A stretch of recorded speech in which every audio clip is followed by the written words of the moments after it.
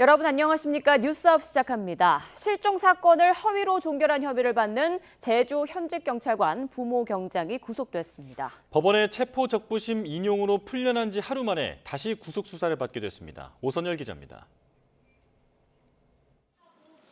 모자와 마스크를 깊게 눌러 쓴 남성이 법원문에서 모습을 드러냅니다.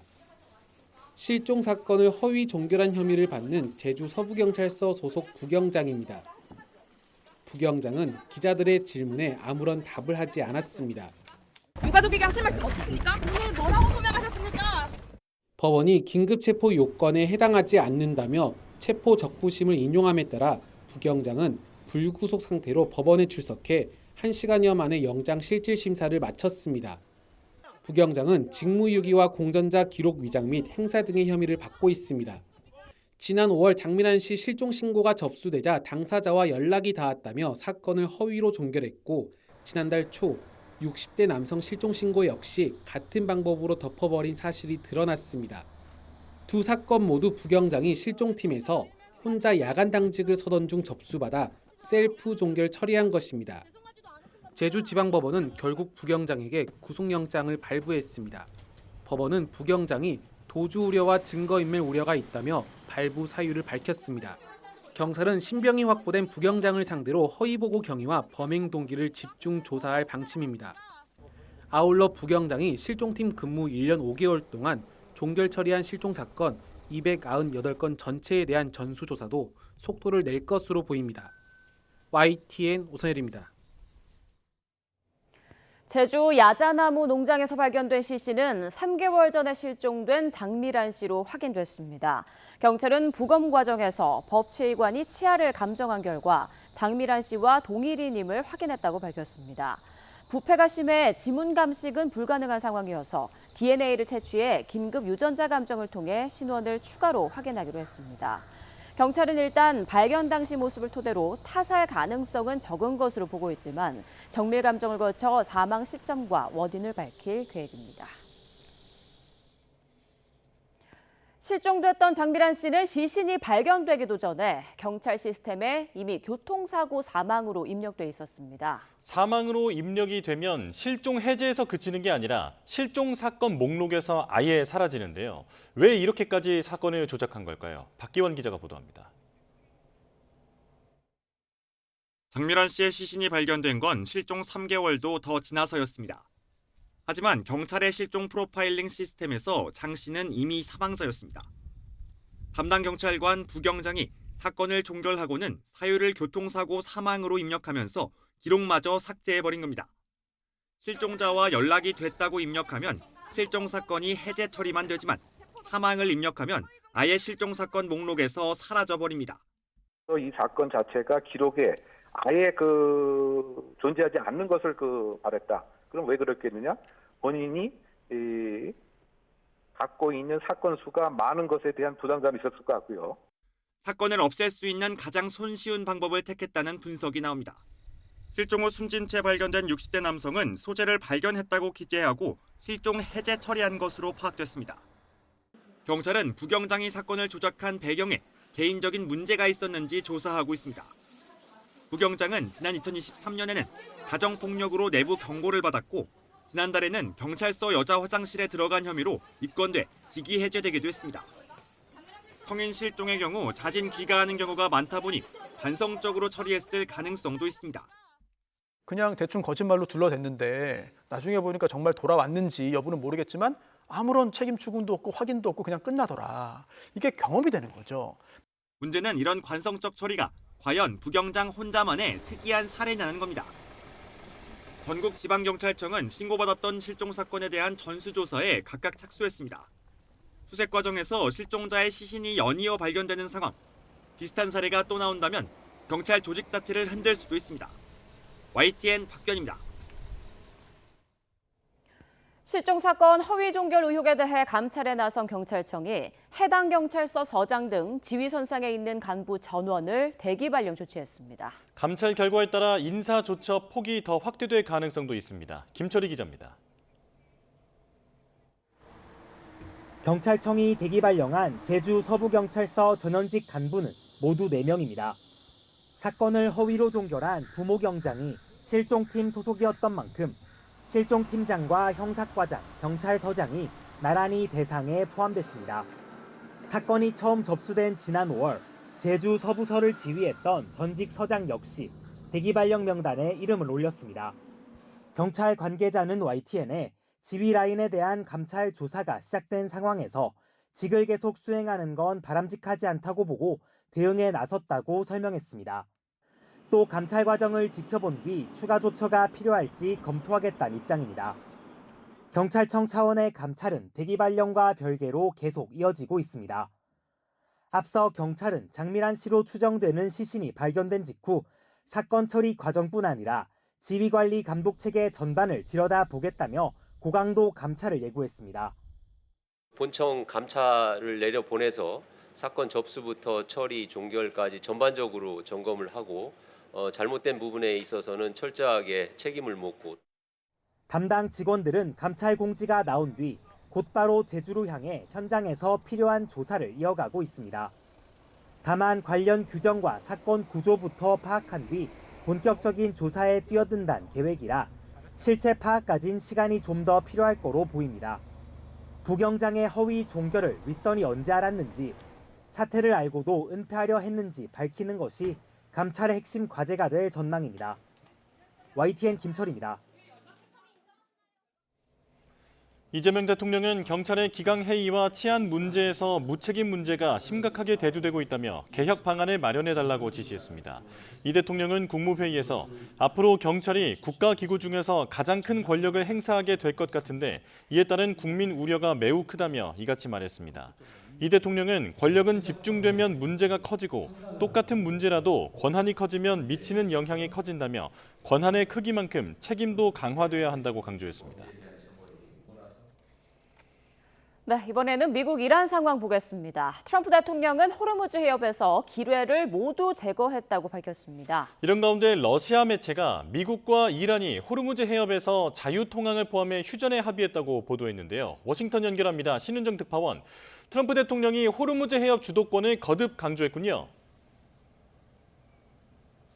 네, 트럼프 대통령은 호르무즈 해협 국제수역의 모든 기뢰가 제거되거나 폭파됐다는 보고를 미 해군으로부터 받았다고 밝혔습니다. 이어 이란에는 새 기뢰를 설치하는 선박은 즉각 파기될 것이라고 통보했다면서 기뢰 설치에 대해서는 무관용 정책을 시행하고 있다고 강조했습니다. 이란과 오만이 해협 관리 방안을 협의하는 상황에서 미국 역시 호르무즈의 안전한 통항을 자신들이 보장하고 있다는 점을 부각한 겁니다. 미국이 중동에서 외교 인력을 다시 복귀시키는 움직임도 나타나고 있습니다. 미 일간 뉴욕타임스는 미 국무부 문건을 인용해서 이란 전쟁 뒤에 철수했던 중동 지역 외교관들의 복귀가 이번 주 시작될 수 있다고 보도했는데요. 트럼프 행정부가 이란 돈줄을 끊는 경제 압박에 무게를 실으면서 이란을 겨냥한 전면 타격 시나리오를 접은 게 아니냐는 관측이 나오고 있습니다. 국제유가는 이틀째 하락세를 이어갔습니다. 전날 발표된 미국의 새로운 대이란 경제 제재에도 국제 원유 공급이 급격히 줄지 않을 거란 시각이 반영된 것으로 해석됩니다. 네, 미국과 이란이 호르무즈 해협 자유항행을 포함한 휴전에 합의했다. 이런 소식도 전해졌죠. 네, 러시아 국영통신사 리아 노보스티는 미국과 이란이 호르무즈 해협에서의 자유통항을 포함해 휴전에 합의했다고 전했습니다. 파키스탄 군 소식통과 이란의 안보 소식통은 양국 간 휴전 합의가 며칠 내로 발표될 거라고 전했습니다. 앞서 미국과 이란 간 중재국인 파키스탄의 아심 무니르 국방군 총사령관은 현지 시간 24일 테헤란을 방문해 이란 대통령 등을 만났는데요. 휴전 합의가 구체적으로 어떤 내용인지 소식통이 어느 정도 신빙성이 있는지는 알려지지 않았습니다. 아직 미국과 이란 정부의 공식 입장도 나오지 않은 만큼 좀 더 지켜봐야 할 것으로 보입니다. 네, 이런 가운데 트럼프 대통령은 북한 김정은 국무위원장을 향해서 대화 신호를 또 보냈다고요? 네, 트럼프 대통령은 9일 전 소셜미디어에 올린 한미연합훈련 축소 지시 게시물을 시제만 바꿔서 다시 올렸습니다. 한미연합훈련이 마음에 들지 않아 미 국방부 장관에게 대폭 축소를 지시했다는 내용으로 김정은 위원장과의 좋은 관계를 강조했습니다. 북미 대화 재개 의지를 강조하면서 김 위원장에게 구애 메시지를 재차 보낸 것으로 보이는데요. 트럼프 대통령의 관련 발언 잠시 들어보시죠. So we were doing a massive war exercise. I thought that was very insulting to somebody that, frankly, has been, during my term at least, very well behaved. 트럼프 대통령은 2018년 1차 북미 정상회담과 2019년 판문점 회동 때 김 위원장과 찍은 것으로 보이는 사진을 최근 잇따라 올리기도 했습니다. 하지만 워싱턴의 한반도 전문가들 사이에서는 실제 회담 성사 가능성을 낮게 보는 시각도 나옵니다. 미 중앙정보국 분석관 출신인 브루스 클링너 맨스필드 재단 선임 연구원은 회담 가능성은 희박하거나 없다고 전망했습니다. 북한이 러시아에서 식량과 자금, 군사기술을 지원받고 중국과의 교역도 회복하면서 과거처럼 미국의 제재 완화가 절실하지 않다는 겁니다. 클링너 연구원은 북한이 회담 대가로 추가 양보를 요구할 가능성이 있다며 앞으로 한미훈련이 더 축소될 수 있다고 내다봤습니다. 그러면서 트럼프 대통령은 김 위원장을 만나려 할 거지만 그 과정에서 한국과 일본의 이해관계는 우선순위에서 밀릴 수 있다고 지적했습니다. 지금까지 워싱턴에서 YTN 신윤정입니다. 김윤덕 국토교통부 장관과 오세훈 서울시장이 용산공원 활용 문제를 논의하기 위해 오늘 다시 만납니다. 네, 1차 회동에선 이견만 확인하고 헤어졌는데 이번엔 절충점을 찾을 수 있을지 주목됩니다. 김웅래 기자입니다. 김윤덕 국토교통부 장관과 오세훈 서울시장이 엿새 만에 다시 마주 앉습니다. 서울 주택 공급 방안을 논의하기 위한 자리인데 역시 쟁점은 용산공원 활용 문제입니다. 정부는 특별법상 공원 조성지구로 묶인 본체 부지도 집 짓는 데 쓰자고 주장하지만 서울시는 1cm도 내줄 수 없다며 자체적으로 여론조사까지 하면서 맞서고 있습니다. 이런 입장 차이는 지난 회동 때 고스란히 드러났습니다. 특히 정부가 말하는 훼손지를 놓고 극명히 엇갈렸습니다. 용산 전체를 놓고 하겠다는 거고 그린벨트처럼 용산공원도 훼손지에 한해서 제한적으로 집을 짓는다. 이제 훼손이다 생각하는 말씀하시는데 용산공원은 훼손된 게 아닙니다. 전부 다 어떤 용도로든 쓰이고 있는 곳입니다. 이견이 여전한 가운데 이번 회동에선 서울시의 역제안 내용이 우선 논의될 것으로 보입니다. 오 시장은 용산공원 산재부지인 캠프킴과 이태원 국군재장관리단, 후암동 한국은행 숙소 등 주변 국공유지를 활용하자고 한 데 이어 탄천 물재생센터로 쓰이고 있는 서울 일원동 일대의 동남권 청년특화산업단지를 용산공원의 대안으로 제시했습니다. 관건은 대체 부지로 정부가 추진하는 공급 물량과 속도를 감당할 수 있을지입니다. 추가 물량과 사업성을 따져봐야 하는 만큼 당장 급한 정부가 서울시의 대안을 받아들일지는 불투명합니다. 500가구 이하 정비사업 권한의 자치구 이양 방안에 대해서도 서울시의 반대 입장이 명확해 접점을 찾긴 쉽지 않아 보입니다. YTN 김웅래입니다. 이재명 대통령이 민주당 당권 주자들과의 만찬 엿새 만에 민주당 신임 지도부를 초청해 저녁을 함께했습니다. 이 대통령은 당 정청은 운명 공동체이고 한 몸이라며 작은 차이를 넘어 전력 질주해 나가길 바란다며 긴밀한 협력을 강조했습니다. 임예진 기자입니다. 이재명 대통령과 더불어민주당 김민석 대표, 한병도 원내대표가 옅은 미소를 띠고 나란히 걸어옵니다. 이 대통령이 전당대회 직후 당권 주자들을 한자리에 불러 모은 지 엿새 만에 이번엔 민주당 신임 지도부를 초청했습니다. 이 대통령은 당 정청은 하나라며 국민이 맡긴 역할을 충실히 해내 체감할 수 있는 더 나은 삶, 더 나은 미래를 만들어 보이자고 말했습니다. 당 정청이 하나입니다. 그리고 그중에 대통령은 우리 민주당이 만들어낸 피워낸 꽃이라고 할 수 있겠죠. 특히 차이가 아무리 크더라도 극복해야 할 상대와의 차이만큼은 크지 않다며 내부 결속을 당부했습니다. 다른 점을 찾아내기 시작하면 원수의 길로 갈 것이고 같은 점을 찾아내면 우위에 있는 형제가 되겠죠. 김 대표도 당이 본격적으로 걷어붙이고 실력 발휘를 해 이재명 정부의 국정 운영이 잘 될 수 있도록 뒷받침해야 하는 시기라고 화답했습니다. 대통령님 걱정하시는 일 없도록 확실하게 일 잘하는 지도부가 되겠다는 말씀을 드리겠습니다. 앞선 당대표 후보자들과의 식사 자리가 전당대회 과정에서 불거진 당내 갈등을 봉합하는 회포 차원에서 이루어졌다면 2시간 20분 동안 진행된 이번 만찬에서는 향후 국정 운영과 관련해 다양한 소통이 있었던 거로 전해집니다.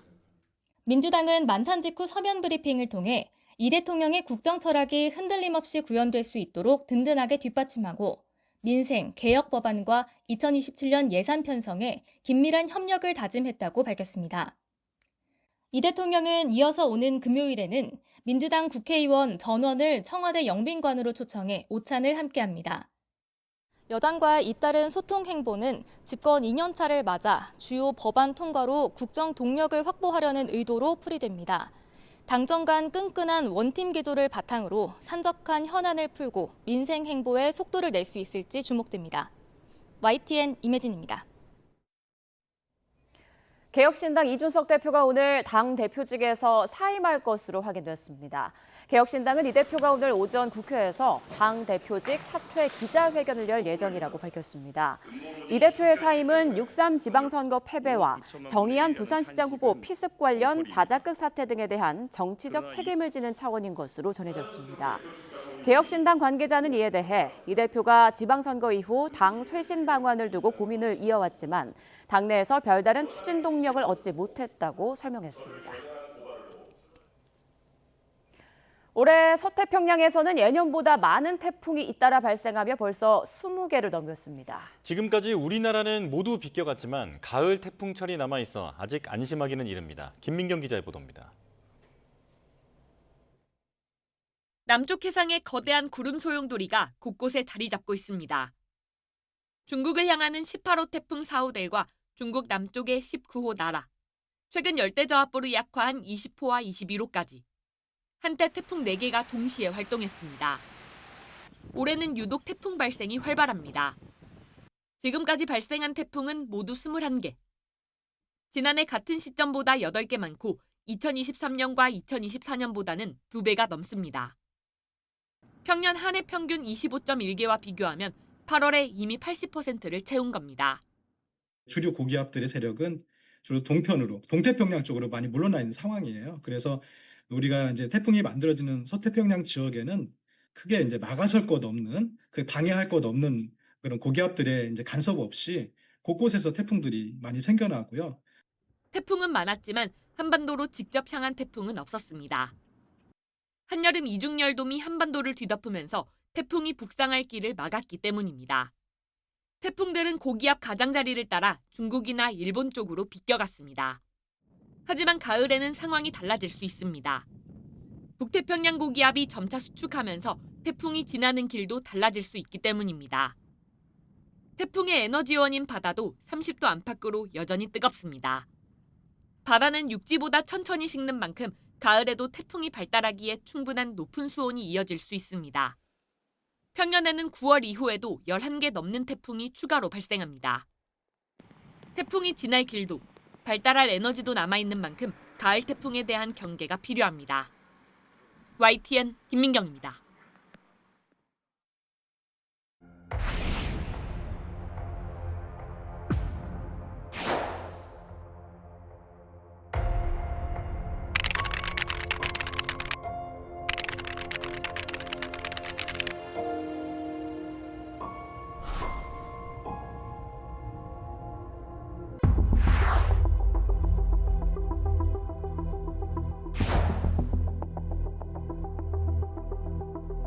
왜 적극적으로 수색을 이루어지지 않는지 철저히 밝혀주십시오. 아버지, 정말 살아있습니다.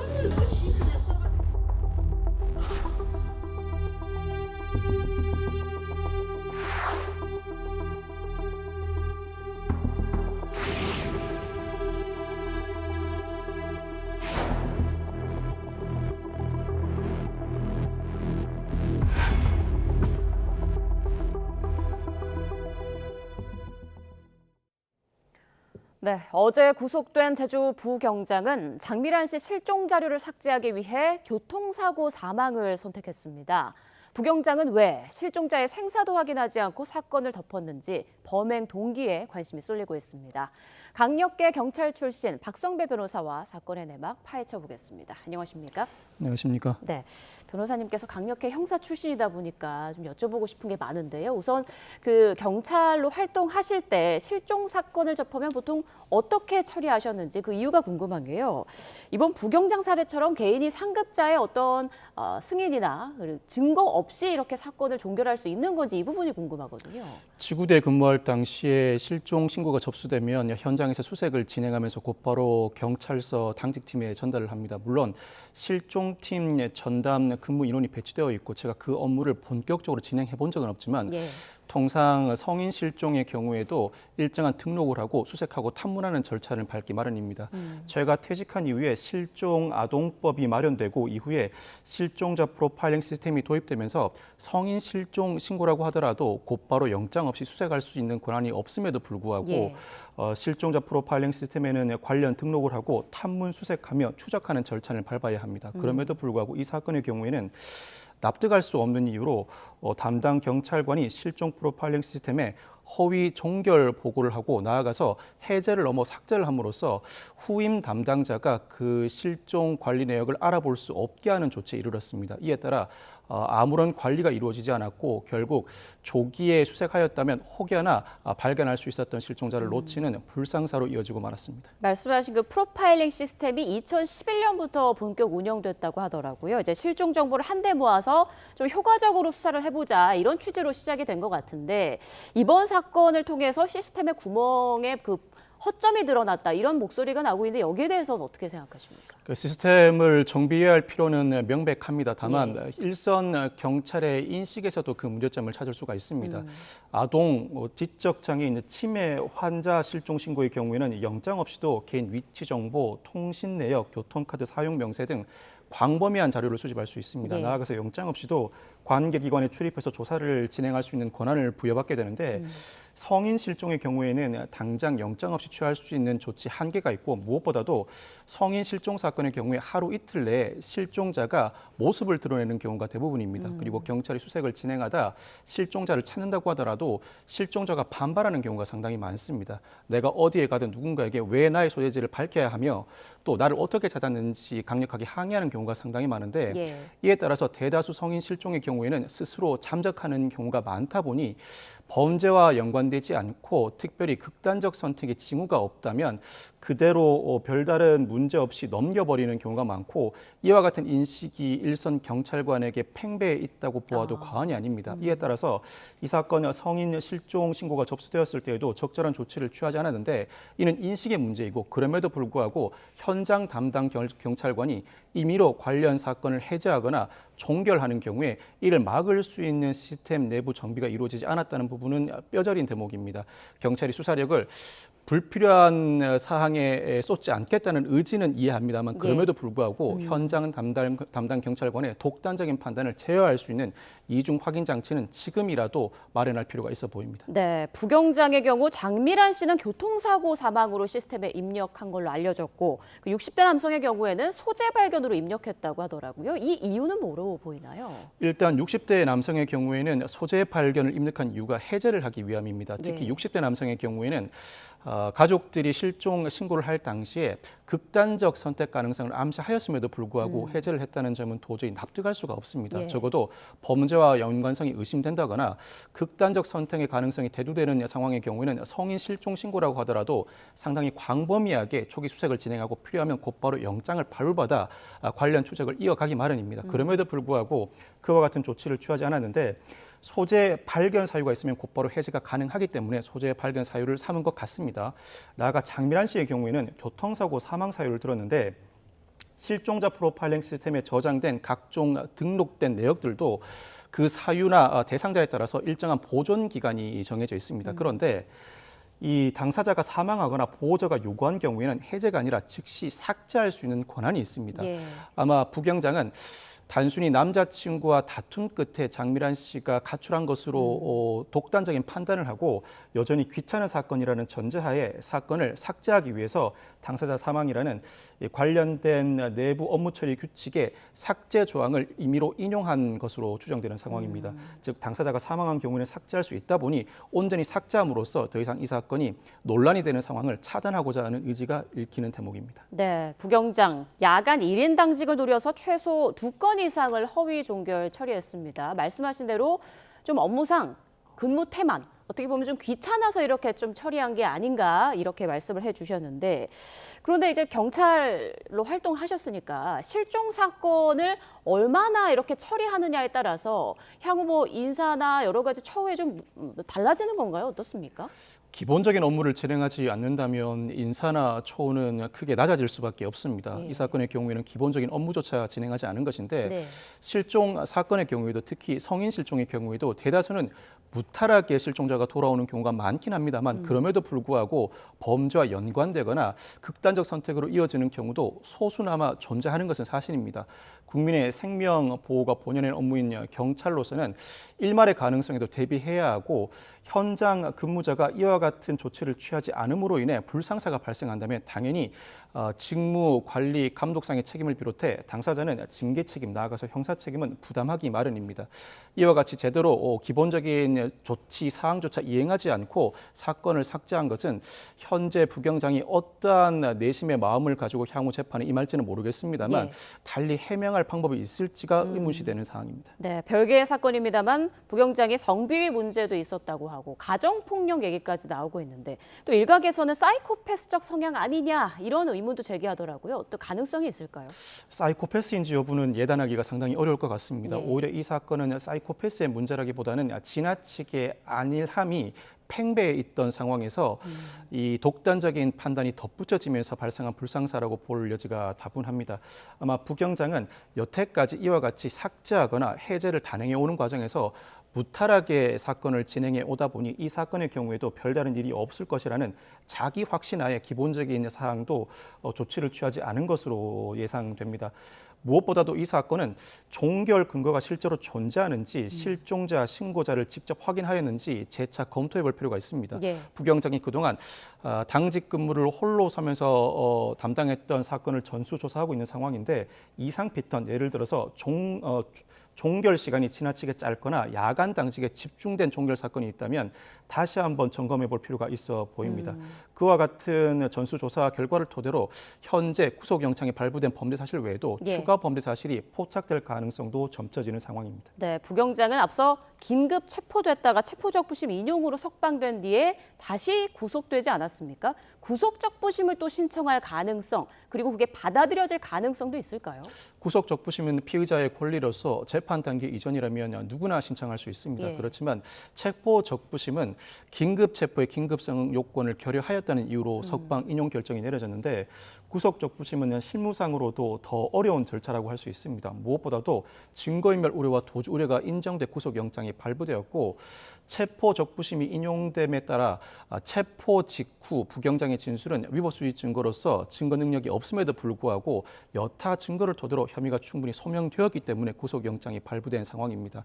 이 상황에서 별다른 사정 변경, 예를 들어 유족 측과 합의한다는 등 극적인 사정 변경이 없는 한 구속적부심을 청구한다고 하더라도 구속적부심이 인용될 가능성은 지극히 낮습니다. 네, 앞서 부경장이 허위 종결한 사건이 더 있는지 추가적으로 좀 조사가 필요하다라는 말씀해 주셨는데 경찰 내부 좀 전반적으로 이런 인식이 깔려 있는 건 아닌가 하는 일각의 우려도 나오고 있습니다. 어떻게 생각하세요? 그 인식이 깔려 있으면 부정할 수 없는 사실입니다. 예. 성인 실종 사건의 경우에는 애를 써서 실종자를 찾는다고 하더라도 별다른 사건 실적으로 이어지지도 않고 당사자가 반발하는 경우가 많다 보니 경찰력은 아동 실종 사건에 집중하거나 범죄 혐의가 의심되는 사건에 몰입하려는 경향이 있습니다. 이에 따라 성인 실종 사건을 다소 적절하게 처리하지 못하는 상황이 종종 벌어지게 되는데 현재 국민들의 불안감은 피해자 보호를 경찰이 제대로 하지 못한다는 데 방점이 찍혀 있습니다. 맞습니다. 경찰의 권한이 상당히 늘어나고 성인 실종 사건의 경우에도 경찰이 먼저 나서서 성인 실종의 경우에도 일정한 위치 정보를 영장 없이도 즉각적으로 확인할 수 있는 방안을 먼저 국회에 제시하고 설득하는 절차를 밟을 단계가 되었다고 보여집니다. 알겠습니다. 자, 이번 사건 발생 후 지휘라인 4명이 전원 대기 발령 조치가 됐습니다. 경찰 근무 경험에 비춰봤을 때 이렇게 관리 감독 책임자들이 수개월 동안 이런 허위 종결 사건이 있었음을 전혀 몰랐을 가능성이 있습니까? 성인 실종 사건의 실종자 프로파일링 시스템의 구조상 담당자가 임의로 해제하거나 삭제해버리면 상급자는 모를 수도 있습니다. 그럼에도 불구하고 상급자에게 지휘 감독 책임을 묻지 못하는 것은 아닙니다. 당연히 현장 담당자는 형사 책임과 관련 징계 책임이 이어져야 하는데 관련된 지휘 감독 책임도 묻지 않을 수 없습니다. 구체적 지휘 감독 책임의 해태도 문제되고 일반적 지휘 감독 책임도 물을 수 있는 사안으로 보여집니다. 예를 들어 팀장의 경우에는 사건 종결의 내용과 과정을 실제로 점검했는지 지휘 감독 책임을 물을 수 있고 형사 과장의 경우에는 단기 종결과 장기 미발견 사례를 관리하였는지 일반적 지휘 감독 책임을 물을 수 있습니다. 나아가서 경찰서장의 경우에는 반복되는 시스템 문제가 발생하였는데 관리 감독 체계를 운영하였는지 지휘 감독 체계를 물을 수가 있는데 이 관리 감독자들은 이와 같이 현장 담당자가 실종자 프로파일링 시스템에서 관련 기록을 해제하거나 삭제할 경우에는 자신을 알 수 없었다는 항변을 할 수는 있을 것 같습니다. 그럼에도 불구하고 경찰 조직, 특히 상명 하복의 조직에서는 상급자는 결과 책임을 져야 합니다. 이 일로 인해서 2가지 사건에서 중대한 결과가 발생하였고 담당 경찰관의 일탈이 단순 일탈로 치부하기에는 지나친 감이 있습니다. 일반적인 나아가서 구체적인 지휘 감독 책임을 물을 수밖에 없는 사안이라고 할 수 있습니다. 네, 장미란 씨 사건에 대해서 조금 더 구체적으로 좀 여쭤보면 지금 타살 가능성은 낮은 것으로 지금 보도가 이제 이어지고 있는데 장미란 씨 남자친구의 경우에는 극단적인 선택을 할 일이 없었다라고 말을 하고 있거든요. 타살 가능성 전혀 없는 건가요? 장미란 씨 사건은 현재 변사로 발견되면서 입건 전 조사, 예전 표현으로 내사 단계라고 할 수 있습니다. 변사체가 발견된 경우에는 경찰은 내사를 사실상 수사와 동일한 수준으로 진행하고 범죄 혐의점이 있을 때는 수사로 전환하게 됩니다.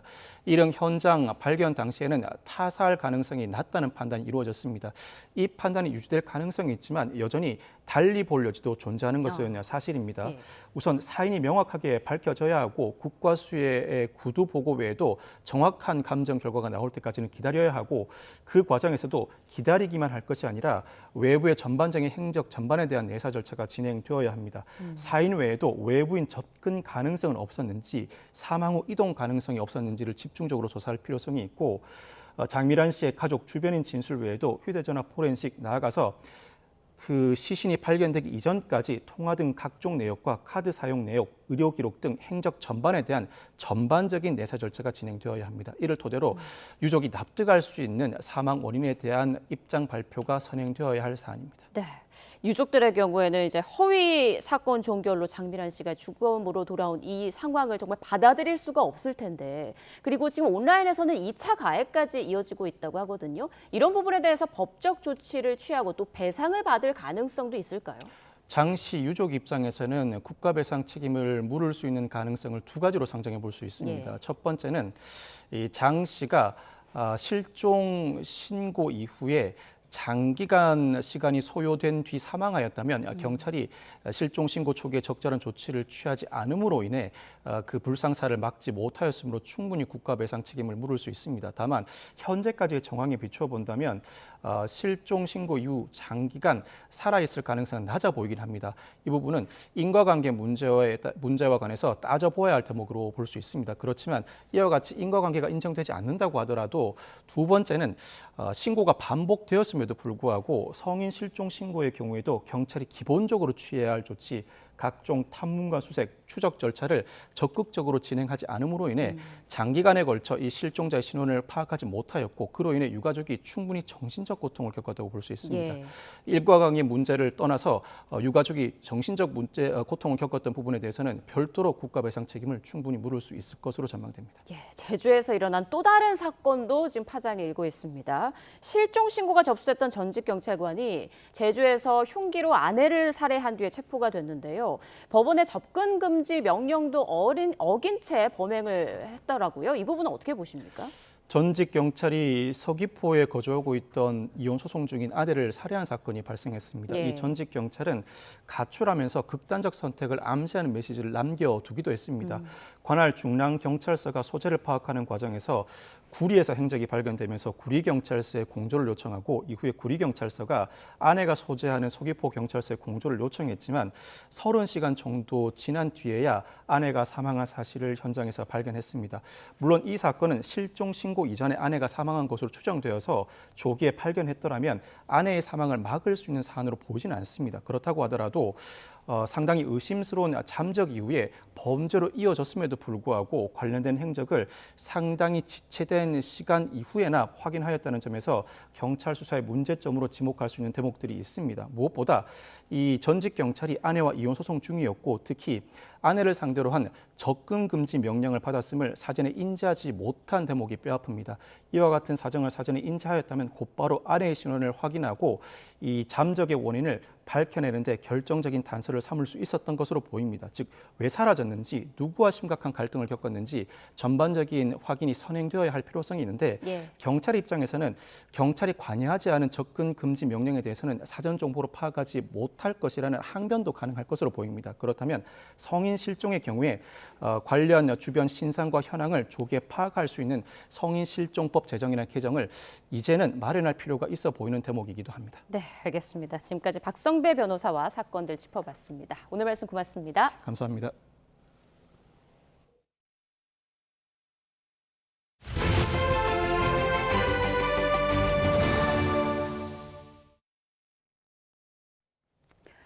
제주 실종 사건으로 논란이 커지고 있는 가운데 이번에는 대구에서 실종됐던 유학생이 숨진 채 발견됐습니다. 실종 신고를 가장 먼저 했던 30대 남성이 피의자로 체포됐습니다. 이형권 기자입니다. 대구에서 실종됐던 20대 중국인 유학생이 숨진 채 발견됐습니다. 지난 20일 밤 친구와 헤어지고 연락이 끊긴 지 닷새 만입니다. 경북 경산경찰서는 평소 알고 지내던 중국 국적의 A씨를 숨지게 한 혐의로 30대 남성 B씨를 검거했습니다. 경찰 관계자는 어제 저녁 7시 반쯤 경산에 있는 길거리에서 B씨에 대한 체포영장을 집행했다고 밝혔습니다. 당시 근처에 있는 B씨 주거지도 수색했는데 이곳에서 숨진 A씨를 발견했습니다. A씨는 경산의 한 대학원 소속으로 지난 14일 수료증을 받기 위해 입국했다가 변을 당했습니다. 연락이 끊긴 다음 날인 21일 저녁 실종 신고가 이루어졌는데 최초 신고자는 피의자인 B씨로 확인됐습니다. 수사에 나선 경찰은 신고자였던 B씨를 애초 참고인 신분으로 불렀는데 진술에 수상한 점이 있어 범죄의 혐의를 두고 조사를 벌여온 것으로 전해졌습니다. 경찰은 B씨가 수사에 혼선을 주기 위해 신고한 것으로 보고 추가 조사를 한 뒤 구속영장을 신청할 방침입니다. YTN 이영훈입니다. 이번 제주 실종 사건을 두고 온라인에서 확인되지 않은 온갖 루머가 확산하고 있습니다. 이른바 제주 괴담이 국민 불안을 더 키우고 있는데요. 화면 함께 보시죠. 온라인 커뮤니티에 올라온 제주 실종 사건 관련 글들입니다. 타사를 의심하는 내용부터 중국인들이 범행에 연루됐을 거라는 내용, 여기에 경찰 비호설까지 추측성 게시글과 댓글들이 가득합니다. 제주에서 여자들 혼자 올레길 걸으면 안 된다, 인신매매를 의심하는 글까지 올라왔는데요. 의사 출신 방송인 홍해걸 씨도 제주는 건장한 남성도 혼자 다니면 안 된다라는 내용의 글을 SNS에 올렸다가 논란이 되자 삭제하고 사과문을 올리기도 했습니다. 이 같은 분위기에 제주 관광업계는 촉각을 곤두세우고 있습니다. 확인되지 않은 제주 괴담이 계속 퍼질 경우 제주 이미지에 타격을 주는 건 물론 관광 전반의 침체로까지 번질 수 있다는 우려 때문입니다.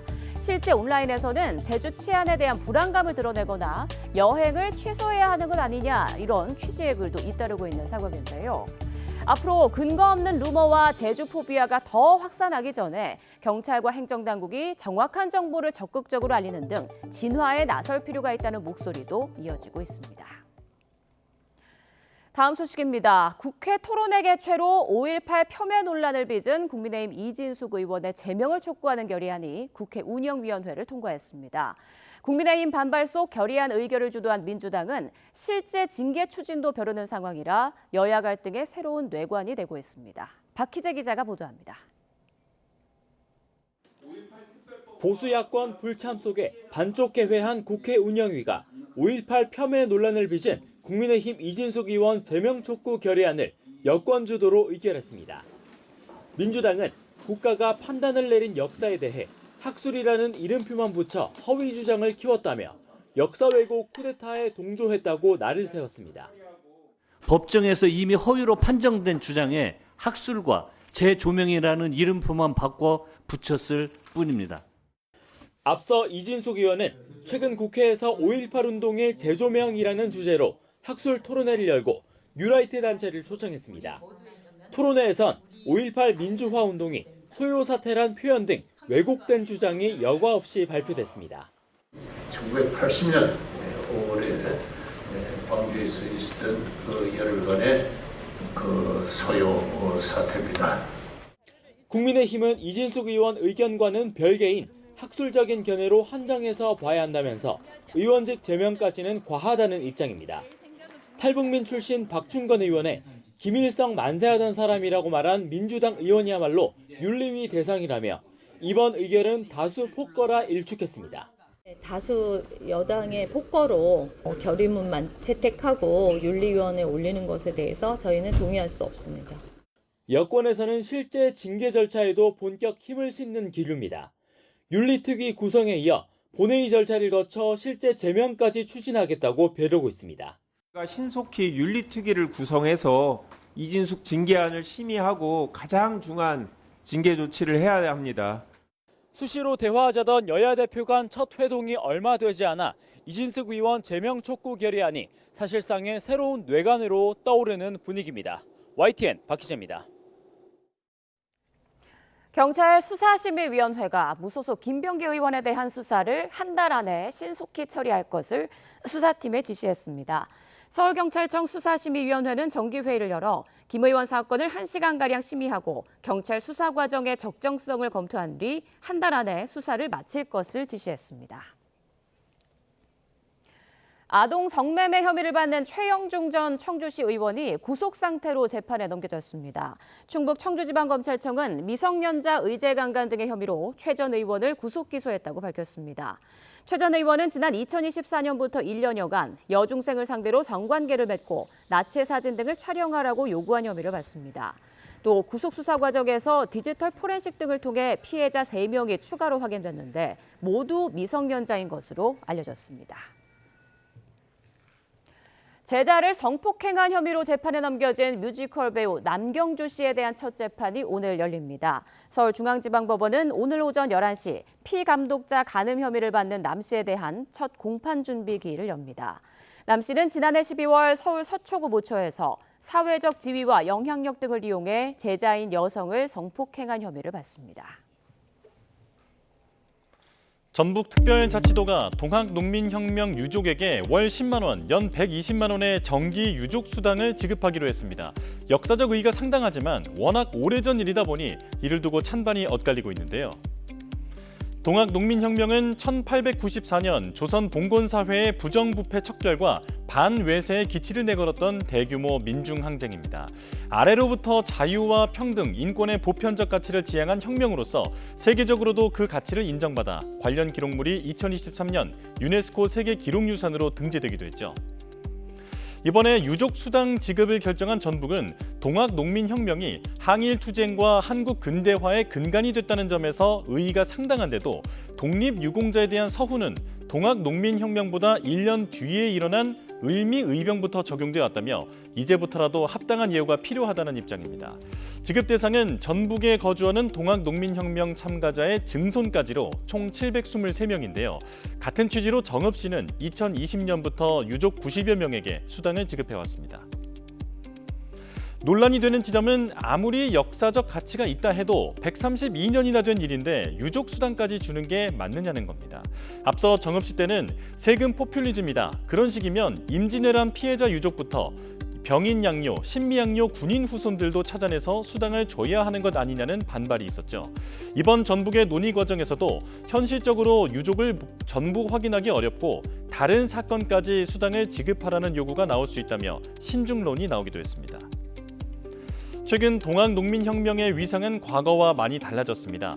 지난 5월 동학농민혁명 기념식에는 처음으로 대통령 기념사가 낭독되고 유족 초청 규모도 이전보다 확대됐는데요. 동학정신을 헌법 전문에 수록하자는 목소리도 점차 커지는 가운데 불거진 이번 유족 수당 논란. 동학농민혁명을 어떻게 평가하고 기릴지 사회적 논의를 시작하는 계기가 될지 주목됩니다. 다음 소식입니다. 프랑스 남부에서 발생한 강력한 토네이도로 주택 수백 채가 파손되고 39명이 다쳤습니다. 마을을 순식간에 초토화한 긴박했던 순간이 화면에 고스란히 잡혔습니다. 신웅진 기자가 전해드립니다. 멀리 보이는 하늘에 회오리 바람이 소용돌이칩니다. 순식간에 불어나면서 어느새 하늘을 가득히 채울 정도로 커졌습니다. 그러더니 거대한 기둥이 지상의 흙을 비롯해 모든 것을 빨아올리기 시작합니다. Ah ouais, il y a du vent, regarde. Mais non, mais il y a vraiment un tourbillon et les gens ils y vont. Il est là en fait. Regarde, il y a plein de trucs qui volent. 그 아래 있던 주민들에게는 악몽이 시작됐습니다. 토네이도에 빨려 날아가지 않기 위해 집안 곳곳에서 사투를 벌였습니다. 직격탄을 맞은 곳은 프랑스 남부 오드주에 있는 작은 마을 포마. 지붕이 날아가고 벽이 허물어지는 등 가옥만 수백 채가 부서졌습니다. 지역 당국은 수십 명의 부상자가 나왔다고 밝혔는데 일부는 위중한 상태인 것으로 전해졌습니다. On a fui. On s'est enfui littéralement. Ça nous est tombé dessus. Un instinct de survie nous a dit de partir et sinon je pense qu'on serait mort. Vous voyez, il n'y a plus rien. tout est broyé, tout est détruit. Donc. 현지 기상학자들은 이 지역에서 토네이도 발생은 흔하지만 이렇게 강력한 것은 매우 이례적이라고 설명했습니다. 올여름 프랑스에 닥친 폭염과 산불에 이어 토네이도까지 발생하면서 기후변화에 대한 우려가 더욱 커지고 있습니다. YTN 신홍진입니다. 이란과 오만이 호르무즈 해협의 안전한 항행 재개를 위해 임시 공동 해상 통로 개설과 기뢰 제거 공동 프로젝트를 추진하기로 뜻을 모았습니다. 이란 외무부가 발표한 공동 설명에 따르면 테헤란을 방문한 바드르 알 부사이디 오만 외무장관은 아바스 아라그치 이란 외무장관과 회담하고 호르무즈 해협의 안전 항행과 관리 방안을 두고 협의를 진행했습니다. 미국 소비자들이 체감하는 경제 상황과 전망을 수치화한 소비자 신뢰 지수가 고유가 여파 속에 8월에도 소폭 하락하며 2달 연속 내림세를 이어갔습니다. 미국의 경제조사 단체인 컨퍼런스 보드가 발표한 8월의 미국 소비자 신뢰 지수 잠정치는 89.4로 전월보다 0.8포인트 하락했고 시장 전망치인 90.2를 밑돌았습니다. 미국 여론조사 기관인 퓨 리서치가 20여 년간 한국인을 대상으로 미국에 대한 인식을 조사한 이래 처음으로 미국에 대한 한국인들의 비호감 의견이 절반을 넘어섰습니다.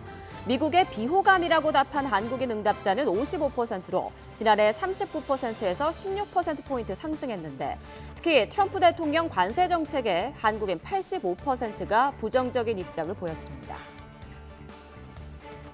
캐나다 정부가 현지 시간 25일 200억 달러 규모의 미국산 제품에 보복 관세를 부과한다고 발표했습니다. 이번 보복 관세는 다음 달 8일부터 대략 700개 품목에 적용되며 관세율은 품목에 따라 15%와 25%, 50%로 차등 부과됩니다. 트럼프 대통령은 미국과 캐나다 사이의 온타리오 호수를 아메리카 호수로 바꾸는 방안을 검토하고 있다고 주장하며 미국과 무역 전쟁을 벌이고 있는 캐나다를 자극했습니다. 트럼프 대통령은 소셜미디어에 온타리오주와 더는 사업을 많이 할 것 같지 않아 온타리오호의 이름을 아메리카호로 변경하는 방안을 진지하게 검토하고 있다고 밝혔습니다. 볼로디미르 젤렌스키 우크라이나 대통령이 도널드 트럼프 미국 대통령이 우크라이나 독립기념일 35주년을 축하하며 보냈다는 메시지를 공개했습니다. 젤렌스키 대통령이 공개한 축전 전문을 보면 트럼프 대통령은 미국인을 대표해 진심으로 축하를 보낸다. 8월 24일은 35년간의 외교 관계를 바탕으로 쌓아온 변함없는 우정을 기념하는 날이며 우크라이나가 독립을 얻은 후 더 깊어진 유대를 축하하는 날이라고 썼습니다. 존 래클리프 미국 중앙정보국 CIA 국장이 회담을 위해 러시아 수도 모스크바를 방문했다고 미국 CBS 방송이 보도했습니다. CBS는 이번 방문이 언론에 확인된 래클리프 국장의 첫 러시아 방문일 수 있다면서 우크라이나 전쟁 협상이 교착 상태에 빠진 가운데 래클리프 국장의 방문이 이루어졌다고 강조했습니다. 이스라엘 극우 정치인이 이스라엘군의 호위를 받으며 요르단강 서안의 팔레스타인 기념비를 파손하는 사건이 발생해 논란이 되고 있습니다. 이스라엘 극우 정당 소속 즈비 스코트 의원은 요르단강 서안 마다바 마을에 순교자 기념비를 쇠망치 등으로 직접 부쉈는데 스코트 의원은 이 기념비가 2000년대 초 이스라엘인을 겨냥한 테러에 가담했던 인물들을 기리고 있다고 주장했습니다. 호주 연방정부가 학교나 주택 인근에 인공지능 데이터 센터를 건설하는 것을 금지해 지역사회 영향을 최소화하고 전력과 물 사용도 일부 비용을 부담하는 법안을 추진하기로 했습니다. 앤서니 앨버니지 호주 총리는 현지 시간 오는 26일 내각회의에서 이 같은 내용의 국가 AI 법안을 발표할 계획입니다. 아메드 알샤라 시리아 대통령이 미국이 시리아를 테러 지원국 명단에서 제외한 데 대해 환영 입장을 밝혔습니다. 알샤라 대통령은 연설을 통해 오늘 시리아는 오명을 벗어던지고 고통스러웠던 과거를 뒤로한 채 발전과 재건, 부흥의 길로 나아가게 됐다. 트럼프 대통령과 모든 우방국들의 깊은 감사의 뜻을 표한다고 말했습니다. 중국과 이집트의 합동 군사훈련에서 중국군 주력 전투기 젠-16과 이집트군 소속 라팔 전투기가 모의 공중전을 벌였습니다. 한 매체는 이번 훈련은 중국 공군이 라팔 전투기에 익숙해질 드문 기회를 제공해준다고 강조했는데 중국은 오랜 기간 갈등을 빚어온 인도 견제 차원에서 인도 공군이 운용하는 프랑스제 전투기 라팔에 관심을 기울여왔습니다.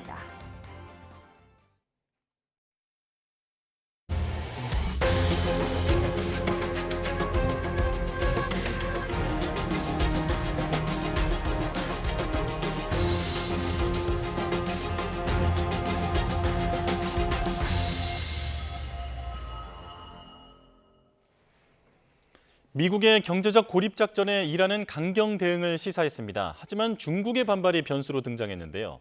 트럼프 대통령의 북한 김정은 위원장을 향한 연일 보내고 있는 러브콜도 화제가 되고 있습니다. 연내 만남이 이어질 수 있을지 반기주 국립외교원 교수와 함께하겠습니다. 어서 오십시오. 안녕하세요. 네. 자, 가장 최근에 전해져 있는 소식들부터 교수님께 좀 여쭤보겠습니다. 일단 러시아 통신의 보도긴 한데 미국과 이란이 휴전을 했다라고 하더라고요. 근데 지금 아직까지는 확인이 되고 있지 않습니다. 어떻게 파악하고 계십니까? 우선 그 이란하고 파키스탄 소식통을 이용해서 이야기를 하고 있어요. 그래서 수일 내에 이제 발표할 것처럼 얘기를 하는데 우선 이제 신빙성 여부를 따지는 데 있어서 기존의 궤적하고 좀 다른 지점은 이런 게 있으면 가장 먼저 이 소식을 알려주는 사람은 지금까지는 트럼프 미국 대통령이었습니다. 그러면 예. 트럼프 대통령이 그렇게 먼저 알려주는 이유는 주도권을 장악하기 위한 차원이었거든요.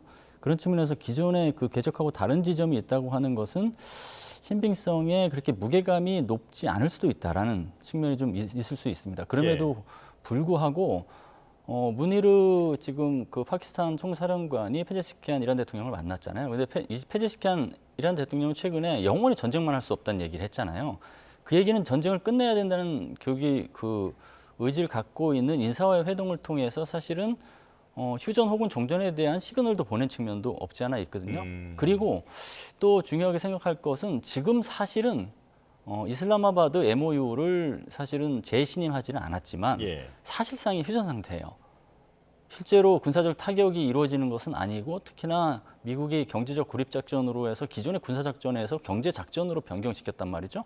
그러면서 지금의 상황이 고착되는 거기 때문에 사실상의 휴전 상태가 지속되는 측면이 있고, 그다음에 두 번째로는 미국과 이란 모두 군사적 타격으로 다시 돌아가는 것은 불리해요. 사실은 휴전이 좀 더 구속력을 갖는 게 필요하죠. 예. 그렇게 따지면은 이게 양자에 다 이익이 있기 때문에 3자를 통한 물밑 협상은 지속된다고 봐야 되겠고, 무니르 총사령관이 이란을 방문한 것은 무니르가 여전히 그 중재자로서의 역할을 하고 있다는 것을 보여주기 위한 신호라고 본다는 측면에서 본다고 하면 뭐 이게 당장 며칠 내에 다 이제 합의된 것처럼 나오는 것보다는 그래도 삼국을 통한 소통은 이어가고 있다라고 보는 게 맞을 것 같고, 컨텐츠가 중요한데 예. 그럼 어떤 방향으로 만약에 협상이 이루어질 것이냐, 세 가지 중에 하나를 볼 수 있을 것 같아요. 첫 번째는 이슬라마바드 MOU가 다시 한번 재심을 얻어서 효력을 다시 발생시키는 것. 두 번째는 새로운 휴전을 이제 만드는 것이고, 그 세 번째는 아예 그냥 종전으로 그냥 처음부터 2단계로 원래 했잖아요. 예. 그 세 가지 중에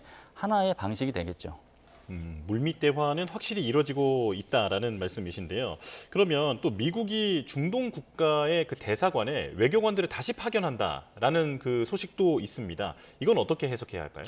이거는 이제 기본적으로 디데이, 이제 경제적 디데이라고 얘기했잖아요. 디데이라고 하는 것은 진짜 전면전을 시행할 때 첫날 이제 그 군사력을 투입해서 전쟁을 시작하는 날인데, 그걸 경제 개념, 경제적 강압과 경제적 고립, 경제적 압박에 그 용어를 썼잖아요. 예. 그러면은 군사적으로 타격했던 작전에서 경제 작전으로 바꾼다고 하면서 긴 싸움을 예고한 거죠.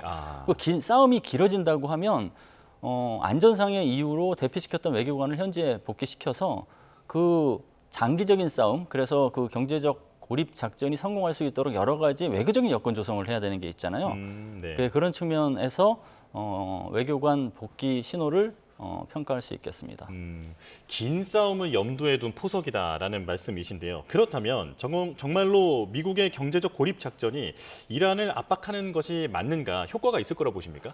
우선은 이제 그 내용을 보면 심리적 압박은 분명히 있을 것 같아요. 그래서 이제 이란 내 사회 불안 이런 것도 조성될 것 같고, 예를 들면 5개 분야를 얘기했잖아요. 그게 이제 범위가 굉장히 크고, 더군다나 중요한 것은 이란과 그 거래하는 모든 국가에 대해서 제재를 한다는 거잖아요. 세컨더리. 예, 세컨더리. 그렇게 2차 제재를 하게 되면 뭐냐면은 그 국가들은 달러 결제망에 쓸 수가 없어요. 그러면 기업도 거래가 안 되고, 심지어는 그 개인 자격으로 여행 가서 달러를 결제할 적에도 안 된다는 거죠. 굉장히 크잖아요. 그러면은 이란과 그래도 저강도에서나마 교역과 금융 거래를 했던 국가들, 뭐 UAE도 했었고 중국은 특히 많았죠. 그런 국가들이까지도 이제 단절이 되면 이거는 굉장히 타격이 크겠다는 심리적 압박이 있겠죠. 근데 이제 그게 실체화될지 여부에 대해서는 이게 완전히 성공만 낙관할 수는 없습니다. 왜냐하면은 이란이 지난 47년간 고강도 제재에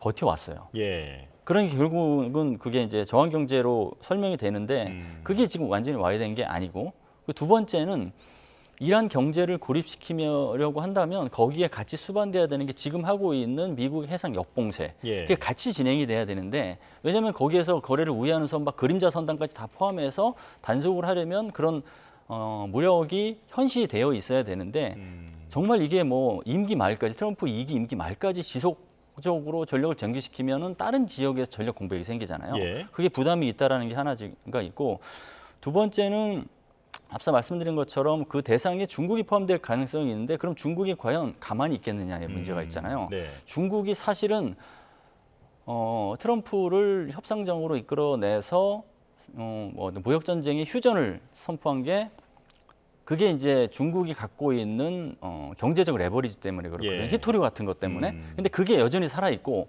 미국은 거기에 대응할 수 있는 만반의 준비를 하려고는 하는데 아직 완성이 안 됐어요. 예. 그렇게 따지면 중국이 빠진 상태에서 이게 어느 정도 실효성이 있는지, 즉 제재를 이제 제외시키면 어느 정도 그 효율성이 있는지가 문제고, 또 시기적으로도 애매한 게 9월에 미중 백악관 정상회담이 있잖아요. 시진핑 방미가 있는 거죠. 근데 이거를 갖다가 제재 카드를 먼저 써버리면 성과를 과연 달성할 수 있느냐? 그러면 시기적인 측면에서 이게 경제적 디데이를 고강도로 사용하는 데는 어려운 지점이 있을 수밖에 없다 이렇게 봅니다. 예. 그렇다면 그 11월 3일에는 또 중간 선거가 있잖아요. 네, 그때까지 지금 이 이란과의 어떤 그 협상에서 성과를 얻어내려고 좀 마음이 좀 조급한 측면이 있을 것 같은데 이건 어떻게 분석하고 계십니까? 그렇죠. 이제 중간 선거가 이제 중요한 게 지금 트럼프 대통령은 두 가지를 계속 얘기를 해요. 네. 공화당이 지면 탄핵 국면에 접어들 것이다. 그리고 공화당을 지지했던 미국 국민들이 어떤 수혜를 받았던 여러 가지 정책들, 이민 뭐 이런 것들에 대해서 반이민 정책이죠. 그런 것의 정책적인 수혜가 이제 없어질 것이다라고 하면서 이제 굉장히 급하다, 이겨야 된다는 얘기를 계속 하고 있는 것은 사실이에요. 그래서 지금 이기기 위해서 이란 전쟁이 자꾸 전쟁을 왜 했냐?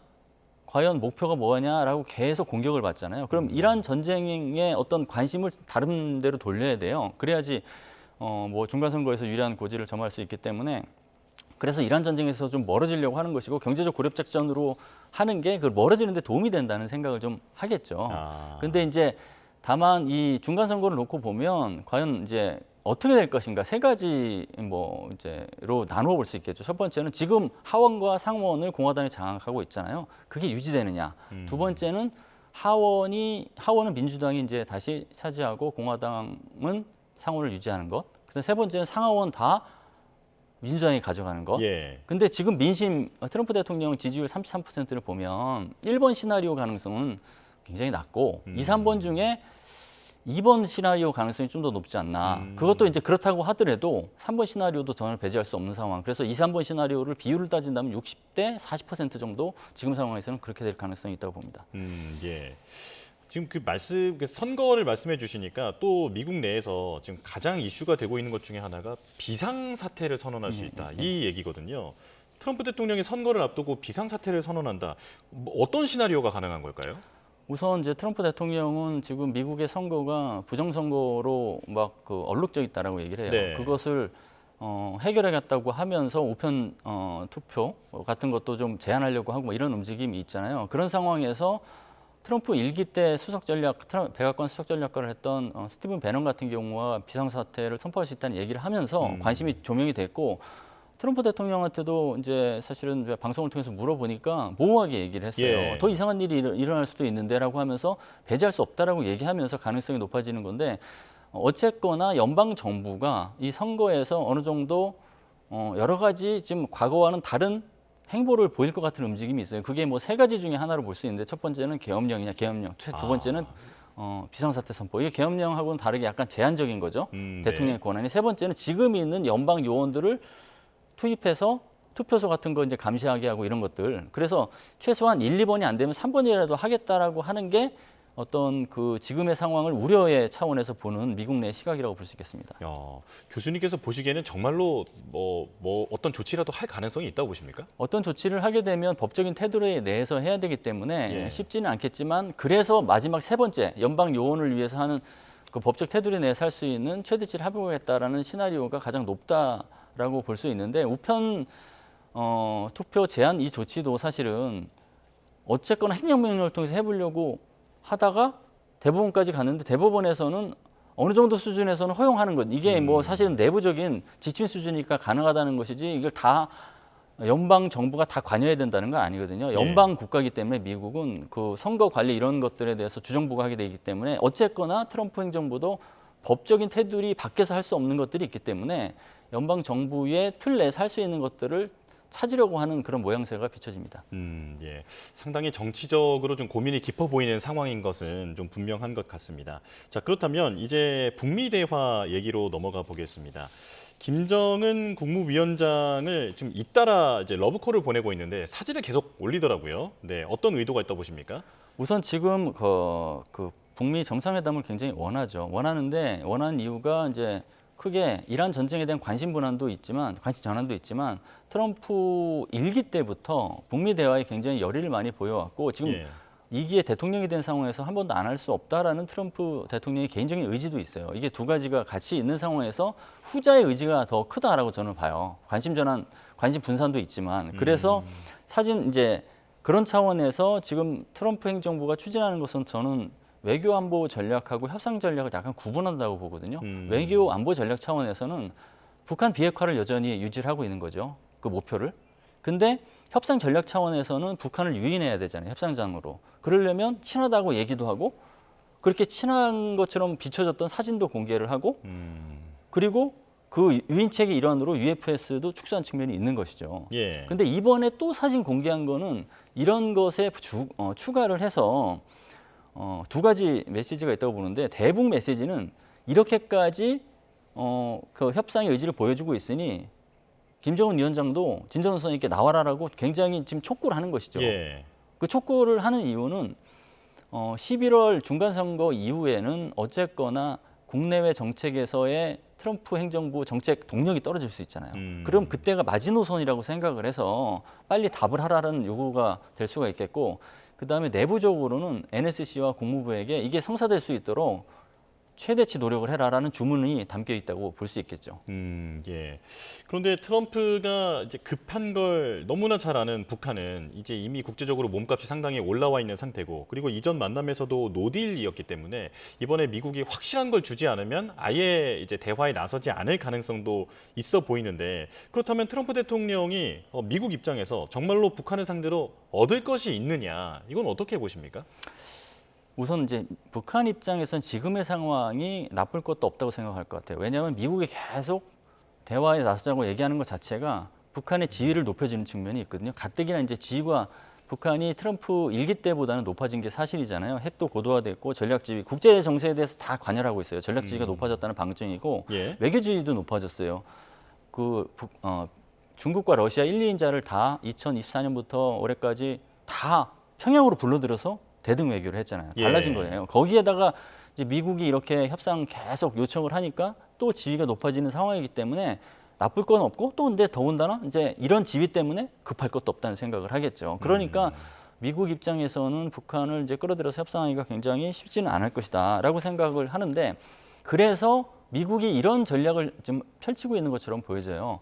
북한하고 미국과의 관계는 분명히 국가적인 측면에서는 적대 관계가 맞잖아요. 그런데 국가 수반 입장에서는 친분이 있다라는 거예요. 그래서 국가하고 개인 리더십의 친분을 구분을 해서 만난다고 하면 그 의제의 어떤 민감성을 회피하면서 긴장 완화와 관계의 어떤 우호적인 관계를 끌어오기 위한 여건 조성 측면에서 친분 외교를 할 가능성이 있다.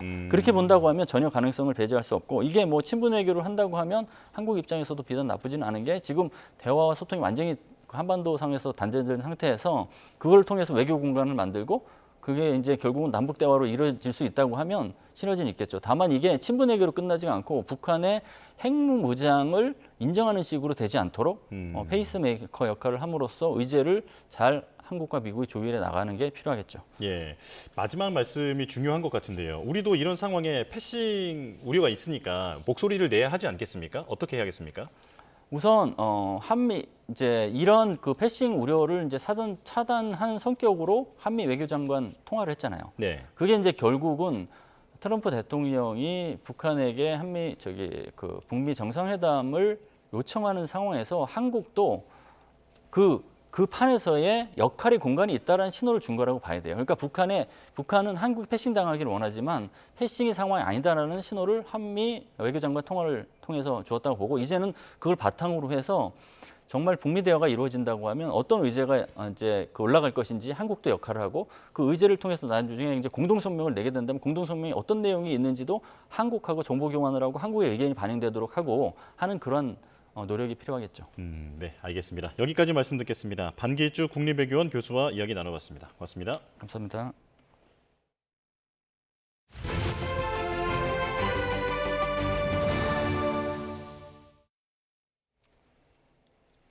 제주 30대 여성 장미란 씨 실종 사건을 허위로 셀프 종결 처리한 경찰관 부경장이 구속됐습니다. 부경장이 처리한 사건을 전수조사하고 있는 경찰은 허위 종결 의혹이 있는 사건을 다수 발견했다고 하는데요. 취재기자 연결해 자세히 알아보겠습니다. 고재형 기자. 네, 제주 취재본부에 나와 있습니다. 네, 먼저 상황 정리부터 해주시죠. 지금 이 경찰관이 결국 구속이 된 거죠? 네, 그렇습니다. 제주 서부경찰서 소속 30대 부모 경장인데요. 어제 저녁 제주지법에서 구속영장이 발부되면서 결국 구속됐습니다. 사실 부경장은 하루 전인 지난 24일 체포 적부심이 인용되면서 한 차례 풀려났습니다. 법원이 당시 긴급체포 요건을 갖추지 못했다고 판단한 건데요. 하지만 구속영장까지 피하지는 못했습니다. 어제 법원은 도주와 증거인멸 우려가 있다는 이유로 구속영장을 발부한 겁니다. 적용된 혐의도 단순한 직무유기에 그치지 않는데요. 직무유기와 공전자 기록 위장 및 행사, 위계에 의한 공무집행 방해 등 3가지 혐의가 적용됐습니다. 네, 장미란 씨 시신은 발견 당시 일부 백골화가 진행되는 등 부패가 심했다고 하는데 신원 확인은 어떻게 이루어졌습니까? 네, 장미란 씨는 실종 104일 만에 제주시 한림읍의 한 야자수 농장에서 시신으로 발견됐는데요. 부패가 심하게 진행돼 지문이 소실된 상태여서 법의관이 치아를 감정했다고 합니다. 그 결과 장미란 씨와 일치한다는 소견을 받았는데요. 전문가 의견 들어보시죠. 치아를 감정한 결과 실종자와 일치하였다면 유전자 감식까지 이루어지지 않는다고 하더라도 발견된 시신은 장미란 씨일 가능성이 상당히 높습니다. 네, 경찰은 추가로 유전자 감식도 진행하고 있습니다. 신원은 확인됐지만 사망 시점과 사망 원인, 타살 여부는 아직 나오지 않았습니다. 경찰이 국가수의 정밀 감정을 의뢰했는데 결과가 나오기까지는 수주가 걸릴 것으로 예상됩니다.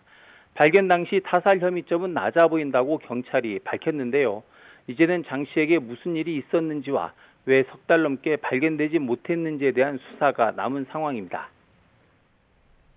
네, 그런데 이 경장이 담당했던 다른 실종 사건에서도 허위 종결 사례가 확인됐다고 하는데 298건, 이 전수조사는 어느 정도 진행됐습니까? 네, 부경장은 지난 5월 장미란 씨의 실종 신고를 접수한 뒤 실제로 안전 여부를 확인하지 않고도 교통사고 사망 코드를 입력해 사건을 종결한 것으로 알려졌습니다. 부경장이 담당했던 또 다른 실종 사건인 60대 남성의 경우 연락이 됐다며 소재 확인이라고 입력해 허위 종결한 게 확인됐는데요. 해당 실종자는 가족이 다시 신고한 다음 날 백골 상태로 발견됐습니다. 이런 가운데 경찰은 부경장이 처리했던 실종 신고 298건 가운데 10건 정도는 허위로 종결했을 가능성이 있다고 의심하고 있는데요. 특히 숨진 채 발견된 장미란 씨와 60대 남성처럼 아직 실종자와 연락이 되지 않는 경우가 최소 3건 정도는 있는 것으로 알려졌습니다. 경찰은 이 같은 내용을 국회 행정안전위원회 회의를 앞두고 일부 의원실에 확인해 준 것으로 파악됐습니다. 하지만 경찰은 298건에 대한 현황을 아직 파악하는 중이라면서 구체적인 상황을 정확히 확인한 뒤 공식적인 결과를 내놓겠다는 입장입니다.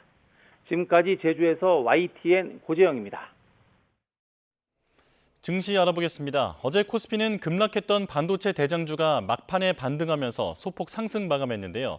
이번 주 코스피는 외국인의 매도세에 약세로 밀리는 모습인데 오늘은 어떻게 움직일지 주목됩니다. 현장으로 가보겠습니다.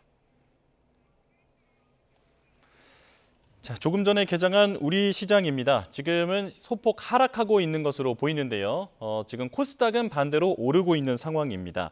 자, 간밤 중동 긴장이 소폭 완화된 가운데 내일 우리 시간으로 새벽에 엔비디아 실적이 발표됩니다. 뉴욕 증시에서는 경계감 속에서도 반도체 기술주가 상승 마감했는데 오늘 우리 시장은 어떻게 반응할지 주목됩니다.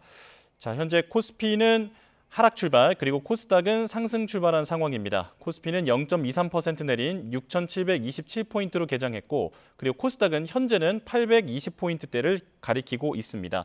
원달러 환율도 달러 약세가 이어지면서 더 떨어질 거란 전망이 나오고 있는데요. 지금까지 개장 상황 살펴봤습니다. 네, 개혁신당 이준석 대표가 대표직을 사퇴하는 기자회견을 엽니다. 현장으로 가보겠습니다. 네, 이준석 대표 취임한 지 1년여 만에 6.3 지방선거 과정에서 불거진 책임을 다한다는 건데요. 들어보시죠. 판단했습니다. 제가 오히려 당내 다른 구성원들이 하고자 하는 일을 가로막고 있었다면 그 자리를 비우는 것이 제가 당을 위해 선택해야 할 길이라고 생각했습니다. 한 사람의 당원으로 동탄 이신도시의 국회의원으로 제자리에서 할 일을 하겠습니다. 뒤이어 당을 이끌어갈 분들에게는 더 큰 힘을 실어주시기를 부탁드립니다. 그동안 감사했습니다.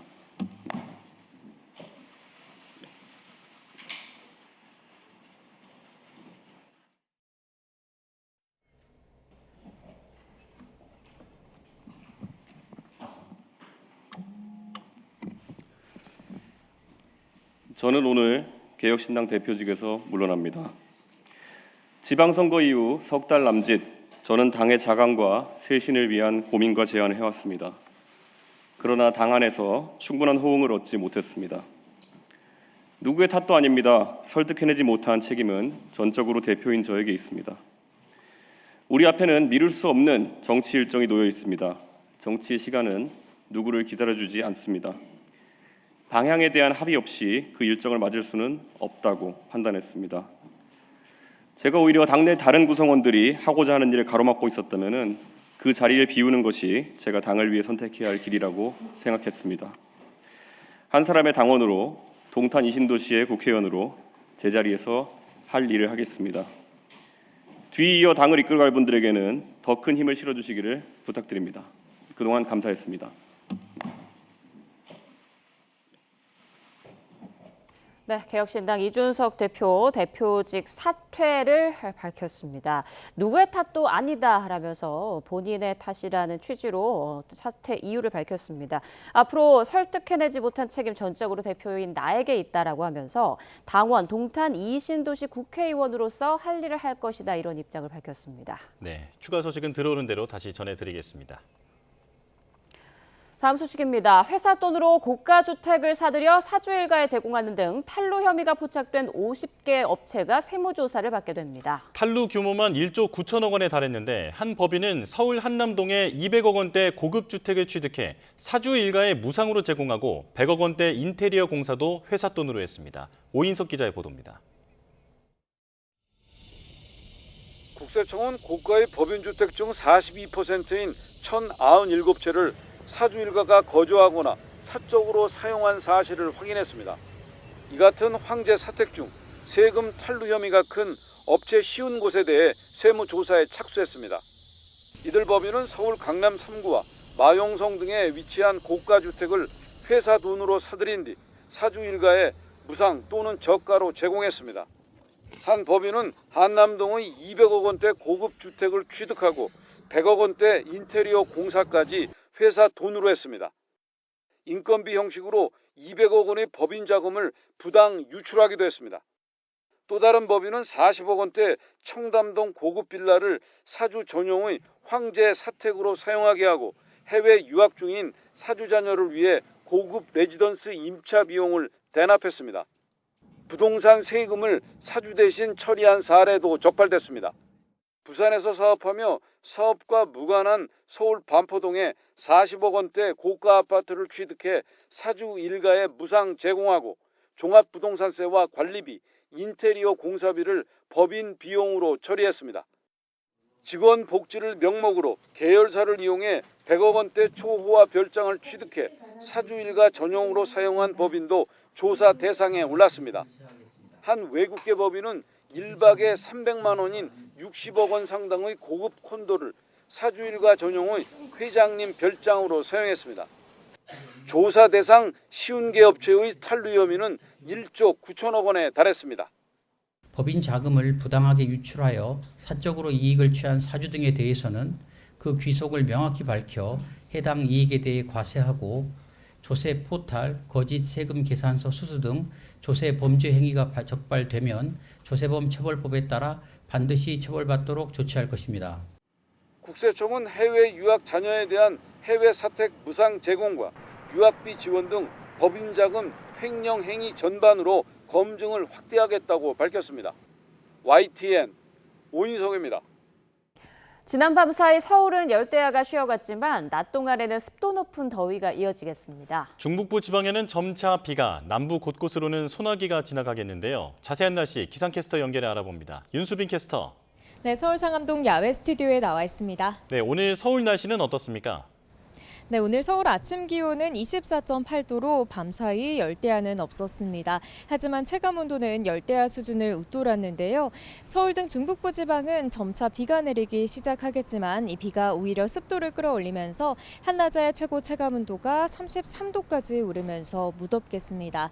오늘 중북부 지방에는 산발적인 비가, 남부 지방으로는 무더위 속에 소나기 예보가 있습니다. 비는 오전 사이 시작돼 퇴근길 무렵까지 이어지겠는데요. 예상되는 비 양은 지방은 5에서 30mm가 되겠고요. 또 남부 일부 내륙과 제주 산간에는 우한대 최고 40mm의 소나기가 지나겠습니다.